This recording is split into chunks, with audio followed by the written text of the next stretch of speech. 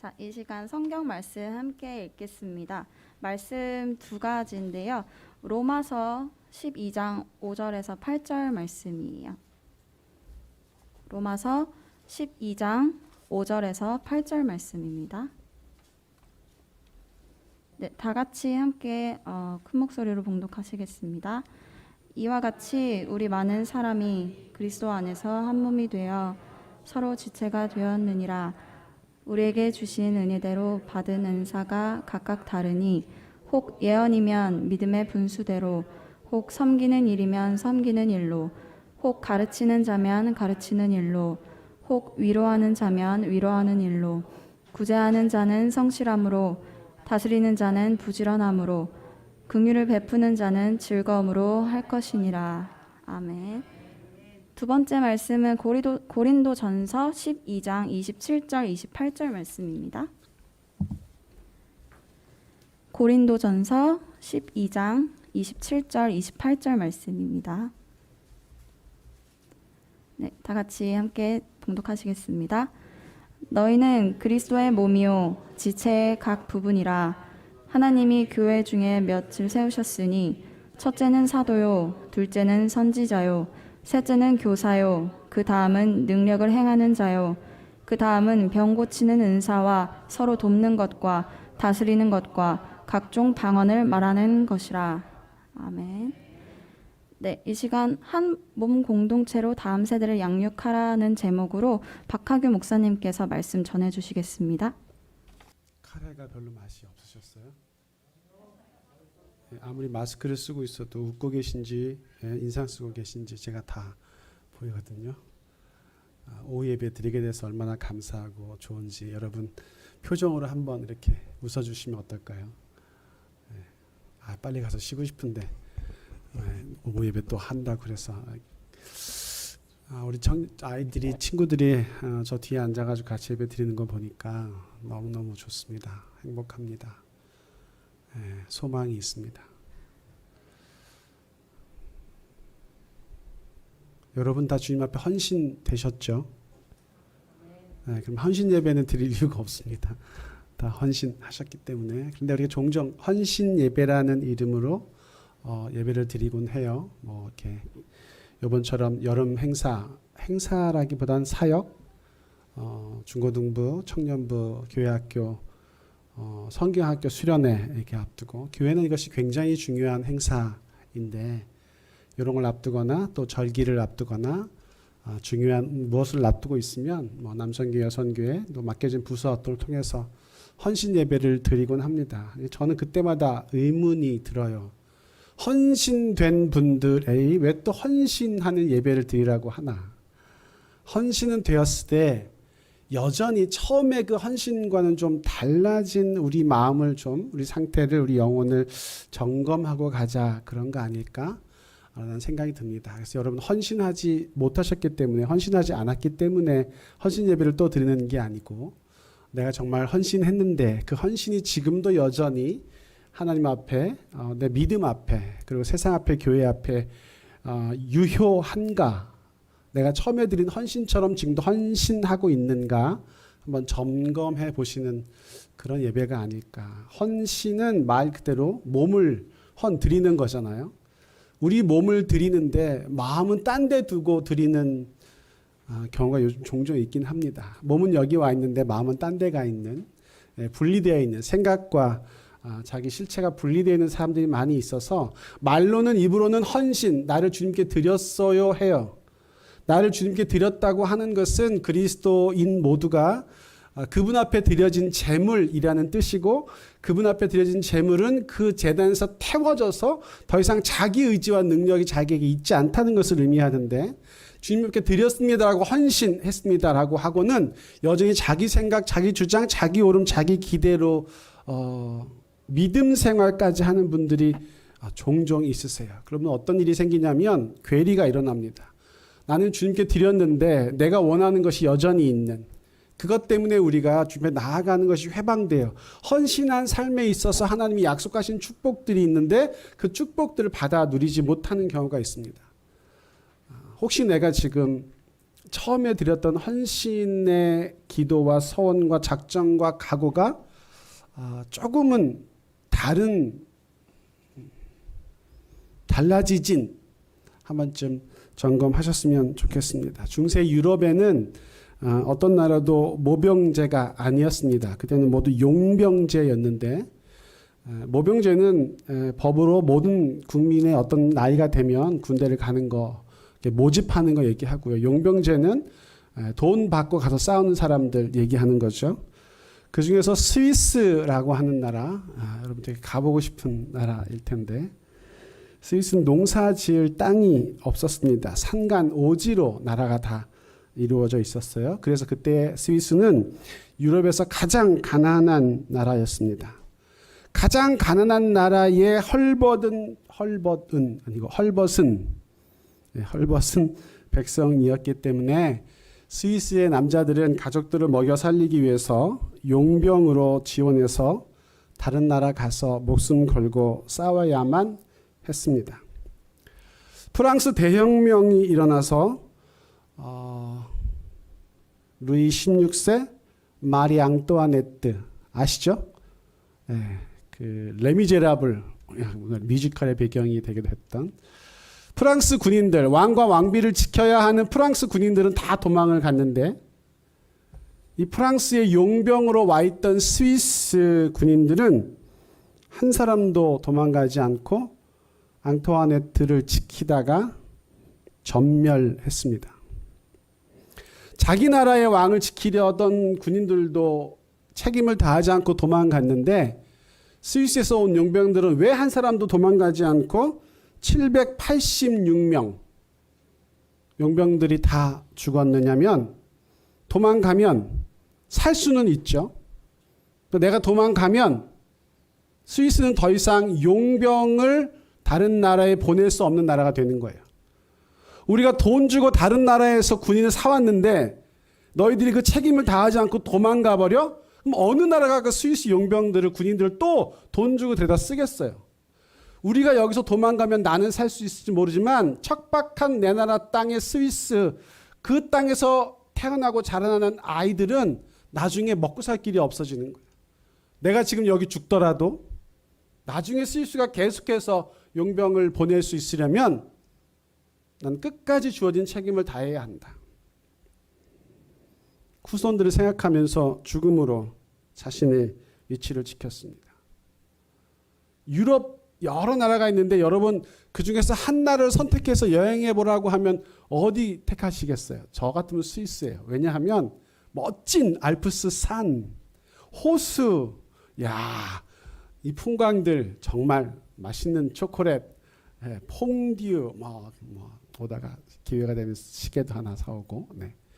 근데 그 스위스가 이때는 산에 많은 나무들이 그냥 그 상태로 있었던 시대였는데 그 나무들을 베어서 팔면 스위스가 당장은 먹고 살 수 있는 돈을 마련할 수 있었어요. 그러나 이때 당시에 스위스 살던 사람들은 그 나무를 생존을 위해서 양식을 사기 위해서 베어 파는 일을 하지 않았습니다. 그리고 고생을 밥 먹듯이 하면서 말씀드린 대로 용병으로 다른 나라에 가서 목숨 바쳐 돈을 벌어오면서까지 돈을 아껴서 자식들을 교육시켰습니다. 후손들이 이 다음 시대에도 우리와 같은 자연 환경을 가지고 누리고 살게 하기 위해서 내가 지금 내 생존을 위해 나무를 베어 파는 일을 하지 않겠다. 그리고 그 아이들을 자신들이 가진 가치로 삶을 살아갈 수 있도록 가르치는 일, 곧 교육에 헌신했습니다. 그 결과 오늘날도 스위스 용병은 어느 나라를 가든 가장 많은 월급을 받는 군인들이 됐어요. 프랑스의 용병들이 유명한데요. 그 용병들보다 2배 이상의 봉급을 처음에 계약하면서 받는다고 합니다. 나무를 베어 먹고 살 수 있었지만 베지 않고 어렵지만 아이들을 키웠기 때문에 스위스는 세계에서 가장 아름다운 자연 풍광을 지금도 유지하고 있고 그것 때문에 들어오는 관광객 수입이 유럽에서 가장 많은 나라가 됐어요. 스위스 사람들은 세계를 주도하는 여러 인물들을 배출해 냈습니다. 오늘날에 우리가 이해하고 있는 스위스는 그 아름다운 부강한, 스위스가 다 좋은데요. 가기 정말 어려운 건 뭐냐면 물가가 거의 살인적이에요. 여러분, 물가 지수를 측정하는 것 중에 하나가 맥도날드 빅맥 가격이거든요. 스위스는 빅맥 하나에 거의 2만 원 돈 합니다. 너무너무 비싸서 너무너무 먹고 싶은데 어떻게 그렇게까지 부강한 나라가 될 수 있었느냐? 그 나라의 선조들이 내가 지금은 어렵지만 힘들지만 고생스럽지만 도망가면 되지만 나무를 베면 되지만 하지 않고 그 다음 세대를 위해서 그들의 삶을 희생했기 때문에 오늘날의 스위스가 가능하다는 얘기죠. 오늘은 교사 헌신 예배입니다. 선생님들은 주일 아침 9시 반에 교회 와서 예배 드립니다. 목사님 철학이에요. 내가 은혜 받는 예배를 드려야 내가 가르치는 자리에 설 수 있다. 쉽지 않습니다. 11시에 드리는 예배에도 아침 일어나서 준비하고 오는 거 쉽지 않아요. 우리가 저 현수막에다가 써붙였죠. 10분 전에 먼저 오는 정상인데 꼭 근데 9시 반에 오는 건 훨씬 더 어려워요. 더구나 선생님들은 거의 젊은 또래의 20대 초중후반에 제가 나이를 알지만 말하지 않겠습니다. 준비를 많이 해야 되는 분들입니다. 그리고 거리가 가깝지도 않습니다. 오셔서 그 시간에 예배 먼저 드립니다. 그럼 목사님하고 선생님하고 요 정도 예배 드립니다. 그 예배를 드리고 각자의 자리로 가서 다음 세대의 아이들을 믿음으로 양육하는 또 교육 거기에 헌신합니다. 왜 그럴까요? 왜 그것이 우리에게 필요한 일일까요? 오늘 제가 택한 두 가지 본문은 교회가 그리스도의 몸이라고 하는 한 몸이라고 하는 이 상징과 이미지를 우리에게 말씀해 주고 있습니다. 우리가 아이들을 교육합니다. 성경학교 합니다. 수련회 합니다. 그러면 그때에 너희들이 그렇게 그들을 가르쳐라라고 우리가 그들만을 보내는 게 아니고 아이를 가르쳐내는 아이를 하나님의 사람으로 만들어내는 일은 그들의 일이 아니고 교회의 일이라는 거예요.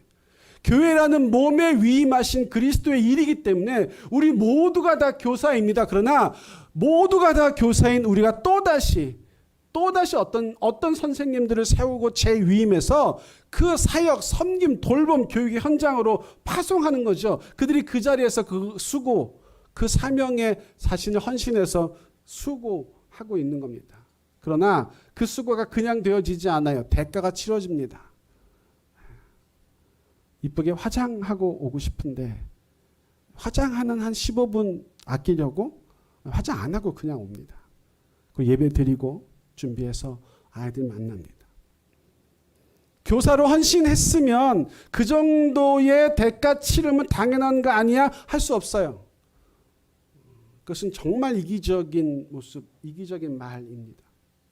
우리 아이들이 믿음으로 자라나서 다음 세대를 스위스의 조상들이 지금의 스위스를 그들의 후손들에게 이렇게 크고 귀하게 남겨주었던 것처럼 우리의 아이들이 믿음으로 자라나서 이 다음 세대를 믿음으로 하나님 나라 만들어가는 사람으로 만들어내기 위한 그 일에 당신들이 일해 주십시오. 도와주십시오. 손 내밀어 주십시오. 헌신해 주십시오 하면서 그들이 드리는 헌신에 우리가 눈 감고 있다면 어쩌면 우리에게 맡겨진 책임을 우리가 아니요, 몰라요 한 것과 동일하다는 이야기입니다. 아이들은 선생님들이 키우는 게 아니고 아이들은 온 교회가 같이 키우는 겁니다. 여러분 저 아이들을 볼 때 어떤 마음이 드십니까? 오늘도 엉뚱한 데 가지 않고 PC방 가지 않고 운동하러 가지 않고 친구들하고 놀러 가지 않고 주일이라고 예배드리는 날이라고 하나님 전에 올라와서 같이 예배하는 너희들이 정말 귀하고 이쁘구나. 그 마음으로 여러분이 바라봐 주시는 눈으로 말씀해 주시는 손 한번 잡아 주시는 그것 때문에 아이들은 여기 올라오는 겁니다. 어디서 그 마음이 오냐면 그리스도를 머리로라고 하는 한몸된 교회 공동체는 그가 곧 나의 일부분이라는 사실에 믿음의 눈을 떴기 때문이에요. 너가 건강해야, 너가 성실하게 자라나야, 너가 온전한 인격이 되어야 너로 인해 구성된 우리 교회 전체가 건강하고 성장한다, 성숙한다라는 것에 대해서 마음이 열린 분들이 하는 겁니다. 근데 교회 교육의 가치가 이것을 잃어버린 지 오래됐어요. 몇 년 전 통계이긴 하지만 한국 교회에 굉장히 많은 교회들이 교회 학교가 없습니다. 주일학교 더더욱 없습니다. 유치부, 유아부, 영아부 없는 교회 세고 셌어요. 거기 하려면 저희가 지금 나와서 찬양한 친구들이 8명인데 그중에 2분은 교사 선생님이세요. 여러분 잘 구분이 안 되시겠지만 2분은 교사가 맞습니다. 제가 누구라고는 얘기하지 않겠습니다. 저 6명의 아이들이요. 그저 하나의 친구로만 보면 그냥 6명일 뿐이에요. 근데 여러분 생각해 보십시오. 우리 몸에 여러 지체들이 있는데 그중에 발가락 2개가 있는데 발가락 2개가 건강하지 않아. 손가락 하나가 건강하지 않아. 거기가 골맞어. 무좀이 생겼어. 가려워. 썩어. 아파. 그러면 우리 몸 전체가 신경이 어디 곤두서 있죠? 거기 가 있어요. 아무리 작은 부분이라고 해도 온전하고 건강하게 기능하지 못하는 곳에 관심과 마음이 가 있게 마련이에요. 교회 전체가 한 몸이라고 하면 이 한 몸 전체를 이루고 있는 정말 중요한 구성, 나아가 그들은 자라서 교회의 기둥이 될 거예요. 우리 몸을 지탱하는 중심 기관이 될 거라고요. 지금은요, 도움을 받아야 신앙생활을 이어갈 수 있는 위치에 있지만 저들은 5년 내지 10년만 지나면 우리하고는 비교할 수 없는 역량으로 교회를 이끌어가는 기둥이 될 겁니다. 그런데 그것을 내다보고 지금 우리가 여기서 그들을 위해 무엇을 하고 있는지 한번 점검하자, 그 말씀이에요. 선생님들이 알아서 하시겠지, 목사님이 알아서 하시겠지라고 밀어두지 말고 내 몸을 이루고 있는 저 지체의 끝부분에 있는 너이라고 할지라도 너가 건강해야, 너가 제대로 있어야. 태준이가 운동하다가 공을 맞아가지고 눈을 다쳤어요. 지금도 이 왼쪽 눈이 이렇게 돌아간 이렇게 빨간 부분이 있는데 얼마나 심하게 공을 맞았는지 수술을 해야 한답니다. 그리고 그 수술이 잘 돼야 건강함을 회복할 수 있다. 여러분 아셨죠? 그래서 기도하고 계셨죠.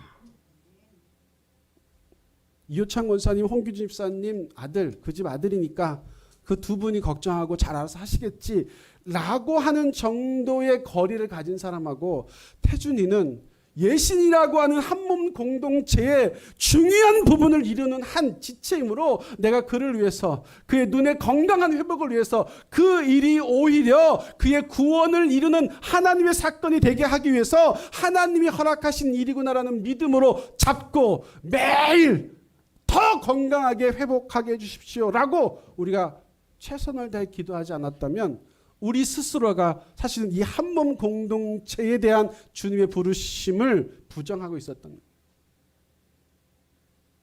교회에 온 지 얼마 안 되신 우리 외숙모 성도님이 불편하세요. 예배 드릴 때 우리가 다 일어나서 찬송하는데 앉아서 찬송하세요. 왜냐하면 다리가 아프시니까, 허리가 아프시니까. 같이 일어나서 찬송하면 좋으신데 얼마나 불편하실까 보다 그 불편한 몸을 이끌고 주일에 예배 드리러 오시니 내가라도 한 번 더 손을 잡아드려요. 내가라도 그분을 위해서 예수님의 사랑이 당신에게 얼마나 크게 지금 임하여 역사하고 있는지 말씀 드려야겠다, 보여드려야 되겠다 하신 마음이 여러분 안에 자원하여 일어나지 않았다면 우리는 한몸 공동체라고 하는 주님의 지적에 사실은 정직하게 순종하지 못한 것일 수 있어요.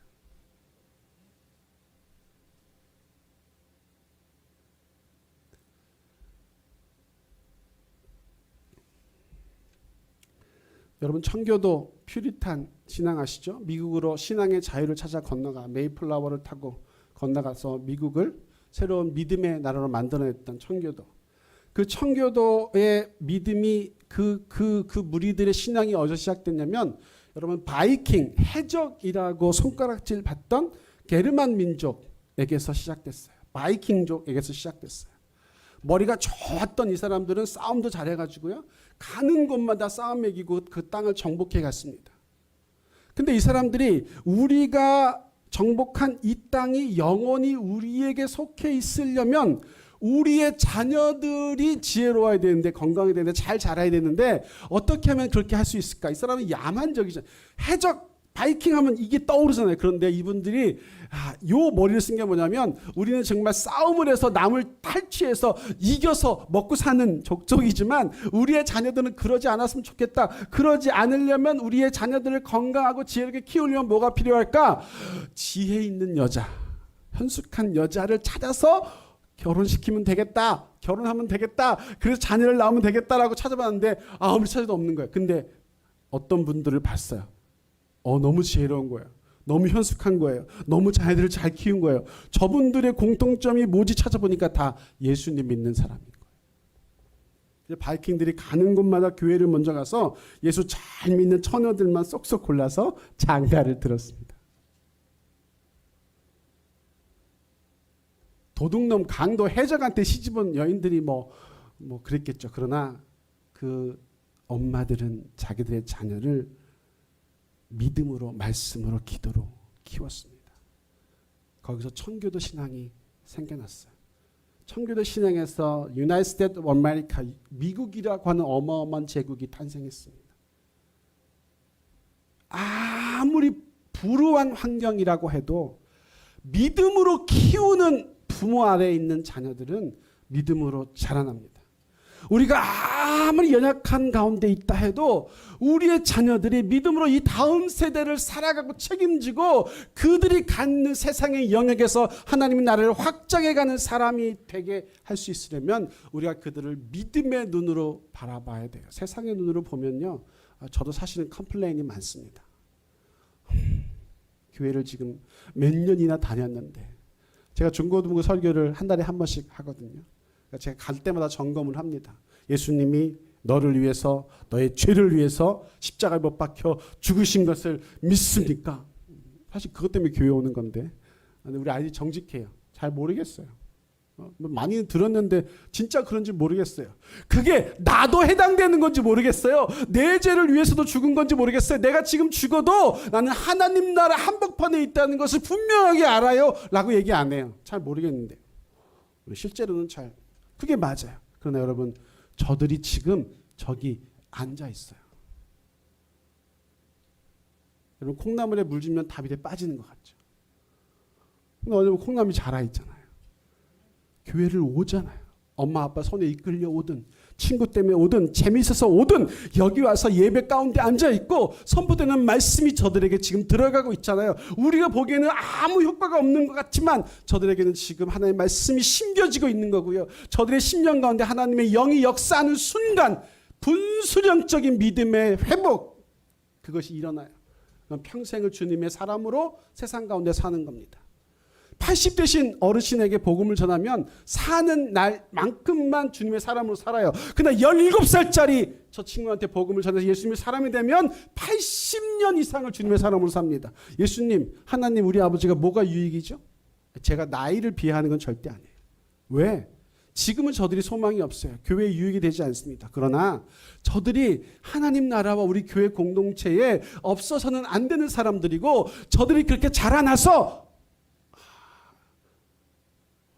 우리가 상상할 수 있는 것 그 이상으로 하나님의 나라를 세상 가운데 만들어가는 하나님의 자원들이다라는 관점으로 보면, 여러분, 오늘 이후 고3부터 저 어린 주연이 이르기까지 손 한번 잡아주시는 거, 눈만 한번 맞춰주시는 거.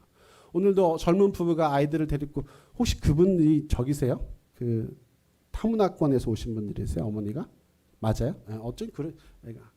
근데 이렇게 아이들은 정말 이렇게 이쁘고 그런데, 여러분, 어떤 것이 마음에 났냐면, 예수님, 복음, 말씀, 성경 이런 거 모르고 그냥 전혀 경험이 없이 교회에 왔는데 목사님 말씀이 그냥 딱 들어올 수가 없어요. 자꾸 들어야 이해되고 성경도 자꾸 읽어야 알게 돼요. 그런데 거기 왔는데, 교회라는 곳에 왔는데 생전 처음 보는, 알지도 못했던, 만들도 못한 사람들이 와가지고 따뜻하게 전해주는 마음 하나, 그 마음으로 잡아주는 손길 하나, 그 손길 끝에 던져지는 그 눈빛, 그걸로 사람이 바뀌는 거예요. 아, 내가 여기서 용납되고 있구나. 내가 이 사람들에게 받아들여지고 있구나. 내가 다른 이방인의 하나로 여러 곳에서 겪었던 그 타지인됨의 그것이 아니라, 거부감이 아니라, 질타함이 아니라, 아, 내가 자기들 중에 하나로 여겨지고 있구나라는 그 마음이요. 그것들이 계속 오게 하는 거고, 계속 오는 과정 중에 하나님의 말씀이 부어지고, 말씀이 부어지는 중에 성령이 역사하면 거기 불같은 역사가 일어나는 거죠. 우리는 그거 기대하고 아이들을 교육하는 거예요. 그거 기대하고 아이들은 전혀 오늘도 변화가 일어나지 않은 것 같은 아이들 앞에 나가서 최선을 다해서 말씀을 전하는 겁니다. 제가 보면 선생님들도 많이 배우셔야 돼요. 많이 교육받으셔야 돼요. 어떻게 하는 것이 최고인지, 어떻게 하는 것이 더 나은 방법인지에 대해서 끊임없이 연구하고 계세요. 우리 성복 선생님이 아이들하고 같이 예배하는데 제가 들으니까 선생님들 다 예체능이라고 하세요. 한 분은 그림, 한 분은 뭐 연극, 한 분은 이렇게. 아이들은 얼마나 복인지 몰라요. 예수님을 아는데 자기의 전문 영역에서 갈 수 있는 데까지 간 선생님들이 그것을 가지고 다음 세대 아이들에게 그 말씀을 전해주는 거예요. 여러분 이제 청년부 수련회도 있고 교회학교 성경학교도 있어요. 교회학교 성경학교 홍기주 집사님이 이렇게 해서 잘 하지 마시고, 성경학교가 언제지?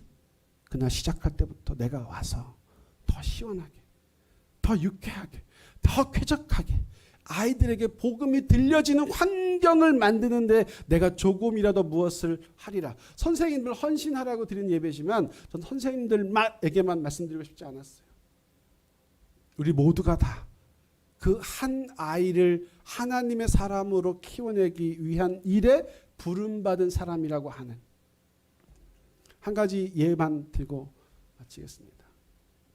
여러분 빌레몬서 성경의 신약 성경의 빌레몬서 아시죠? 오네시모라고 하는 노예의 이야기가 나옵니다. 근데 오네시모는 빌레몬의 종이었어요. 그리고 도망갔죠. 잡혀가지고 로마의 감옥에 갇혔습니다. 거기서 누구를 만나냐면 바울을 만나요. 바울을 만난 것으로 그치지 않고 거기서 예수님 그리스도를 자기의 구세주로 만납니다. 그런데 바울이 오네시모를 다시 빌레몬에게 돌려보냅니다. 뭐라고 표현하면 내 심장을 가진 사람이라고 표현해서 돌려보내요. 이 너의 종이었던 노예였던 무언가 너한테 잘못해서 도망쳐서 로마라 있는 감옥 도시로 오고 거기서 숨어 지냈던 이 오네시모가 나를 만나고 그리스도를 만나고 내 심장을 가진 사람이 되었으니 이가 너에게로 가면 내가 너에게로 간 것처럼 그를 대접해라. 빌레몬은 골로새 사람이었고요. 거기는 사도 바울의 선교 여정에 들어가 있지 않은 지역이었어요. 들려오는 소문, 가까운 에베소에 가서 복음을 듣고 하나님의 사람이 됐습니다. 그리고 바울의 제자가 됐어요. 오네시모도 바울의 제자가 됐습니다. 이들이 만났던 선생님 바울이 이 두 사람의 인생을 완벽하게 바꿔놨어요. 감옥으로 도망가서 숨어 있어야 된 노예에서 그 세상을 바꾼 사도의 심장 같은 친구로, 벗으로, 그리고 다시 그 골로새로 파송당하는 하나님의 사역자로 보내집니다. 어떤 선생님을 만나느냐가 어떤 사람이 되느냐에 굉장히 중요한 기준이 됩니다. 잘 가르치는 선생님, 좋은 선생님 필요해요. 그러나 우리에게 필요한 선생님은 그리스도의 심장을 가진 선생님입니다. 그 마음으로 아이를 바라볼 줄 아는 그 믿음의 사람 한 분이면 우리 저 7명, 8명 학생들이 이제 다음 시대에 바로 이 앞에 서서 오늘 청년들이 우리들에게 드러내고 보여야 되는 것 이상의 헌신과 사역을 감당할 겁니다.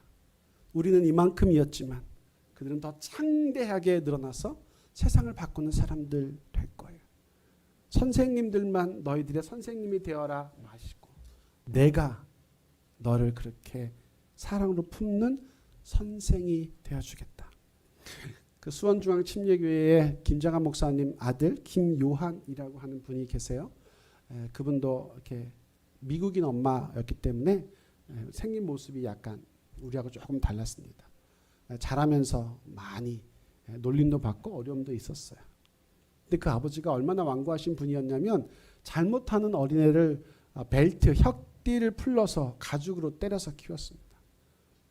그게 너무 싫었겠죠. 근데 그중에 나중에 그분이 쓰신 커서 교사가 되고 목사가 된 이후에 쓰신 책의 제목이 뭐냐면 삶으로 가리킨 것만 남는다입니다. 저희가 많은 말로, 지식으로, 책으로 무엇인가를 가리킬 수 있어요. 그러나 아이들이 배우는 것은, 우리 아이들이 배우는 것은 우리가 그렇게 가리킨 것 이상 살아내주는 모습, 그리스도인으로 그 품위를 잃지 않으려고 노력하는 자세, 그것을 배웁니다. 우리에게 좋은 모범들이 굉장히 많이 있어요. 어떻게 저렇게까지 헌신하실 수 있을까? 어떻게 저렇게까지 자기를 돌아보지 않고 수고할 수 있을까? 그런 모습들이 있습니다. 아이들을 위해서 하는 것 같지만 실제로 우리 자신을 위해서 하는 겁니다. 바울이 감옥에서 본인조차 갇혀 있음에도 거기서 만난 노예 오네시모를 당신의 친구, 제자 삼아서 그가 살던 그곳으로 다시 파송했던 것처럼 우리가 가진 환경이 문제가 아니고 우리가 가진 능력이 문제가 아니고 우리에게 하나님 부어주신 소명, 네가 이것만은 꼭 감당했으면 좋겠다라고 하는 그것이 무엇인지를 확인하시는 분은 누구나 다 이 시대에 다음 세대를 키워내는 교사의 역할을 감당할 수 있기를 축복합니다.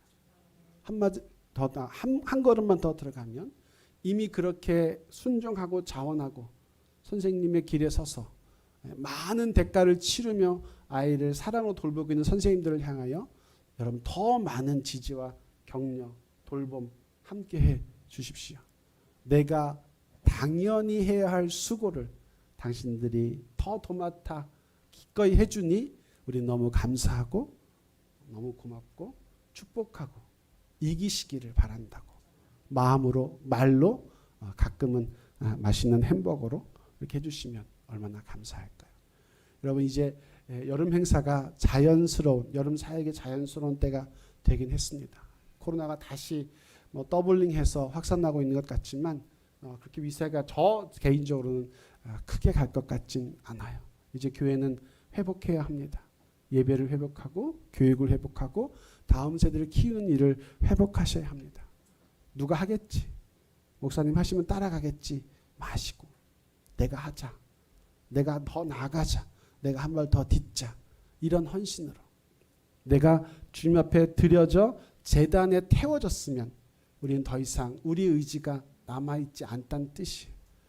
헌신이 나에게 실제였으면 그 지금도 그 드린 실제의 헌신이 내 삶과 내 사역과 내 믿음에 유지되고 있으면 우리가 함께 마음 모아 드리는 이 놀라운 헌신의 총합이 이루어낼 그 꿈, 정말 우리 가슴을 몰랑몰랑 말랑말랑하게 만드는 그 꿈, 하나님이 보시고 참 좋다. 내가 이렇게 하기를 너무 잘했다. 내 아들을 죽여서까지 너를 구원한 것에 내가 정말 기쁘다 하시기까지 지금까지도 열심히 달려오셨지만 이제부터 더 열심히 달려가신 여러분 되시길 주님의 이름으로 축복하고 축원합니다. 공동체 전체가 교사가 되어 한 아이를 키워내는 이 이미지에 같이 아멘 하시고 내가 교사야. 내가 더 전문 교사야. 내가 더 보여줄게. 그렇게 할 수 있는 우리 교회, 그런 우리 교회터에서 하나님 이 땅과 이 지역과 열방 가운데 이르신 일을 소망하며 같이 나아가는 우리 모두 되기를 주님의 이름으로 축복합니다. 특별히 어제 강화까지 가서 너무 정말 좋은 시간, 귀한 시간 갖고 온 친구들 주님의 이름으로 축복하고 앞으로도 언제나 믿음과 신앙 안에서 잘 자라가는, 믿음과 신앙 안에서 잘 자라가는지 내가 알 수 있는 유일한 기준이 뭐냐면 나만 바라보지 않고 내 옆에 친구를 바라보는 거예요. 내가 하고 싶지만 너가 하게 해주는 거예요. 이 이야기가 우리 아이들 귀에 들렸으면 좋겠습니다. 그렇게 하는 그것 볼 때 우리가 얼마나 감사할지요. 주님도 기뻐하실 것이라고 믿습니다. 같이 기도합니다. 하나님 감사합니다. 우리는 주님이 핏값으로 부르시고 세우신 한 몸 공동체입니다. 우리 아이들은 그 몸을 이루는 지체의 한 부분입니다. 기둥같이 자라나서 우리의 다음을 책임질 아이들이 사실은 아픈 시절을 보내고 있습니다. 한국의 학교 현실은 공부가 유일한 최고의 기준입니다. 잘하면 대접받고 열심히 하지 않으면 뒤처지는 것으로는 좋은데 사람이 아닌 것처럼 취급하는, 그러나 교회에 와서 하나님 몸된 공동체에 와서 우리 아이들이, 그런 아이들이 살아나야 됩니다. 하나님은 내가 공부 잘해서 사랑하는 것 아니고 말 잘 들어서 사랑하는 것 아니고 무엇인가 인정받을 만한 특기가 있어서 구원하신 것이 아니고 그저 내가 너무 좋아서 내가 너무 이뻐서 나를 보면 견디지 못해 하시는 그 사랑의 마음이 있어서 나를 아끼신다고 하는 그것을 우리 어른들, 우리 공동체 지체의 모든 분들에게 눈과 마음과 손짓으로 전달받아서 여기 와면 기쁘고 살아나고 행복해지고 또 찬송하고 싶어지는 그런 심령들이 되도록 우리가 모두 이 일에 관심 갖고 전력을 다하여 헌신하는 그런 공동체 되기를 소망합니다. 2022년 쉬었던 여름 사역이 재개됐습니다. 기록에 보면 많은 이들이 수련회 성경학교 때 예수님 인격적으로 만났다고 고백합니다. 저희가 준비하고 할 수 있는 것 작지만 성령님 오셔서 친히 주관 진행하심으로 우리 아이들의 마음속에 주님으로 들어가 좌정하는 역사가 일어나게 하여 주시옵소서. 하나님이 새로운 일을 진행하시는 주님의 손길을 기대하며 그 역사 끝에 우리가 다 같이 기쁨과 감사로 찬양하기를 간절히 바라며 예수님 이름으로 축복하고 기도드립니다. 아멘.